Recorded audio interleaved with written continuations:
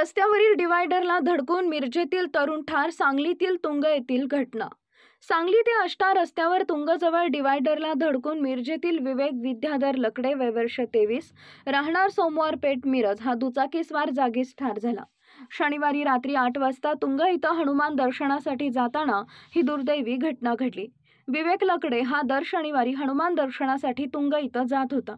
तो दुचाकीवरून तुंगला जाताना त्याच्या मागे दुसऱ्या दुचाकीवर मिरजेतील ऋतुराज कोल्हार व अथर्व कोल्हार हे दोघे मित्र होते. सायंकाळी 8 वाजता तुंगजवळ दुचाकी रस्ता दुभाजकाला धडकून विवेक हा रस्त्यावर आपटला. डोक्याला जबर मार लागल्यानं त्याचा जागीच मृत्यू झाला.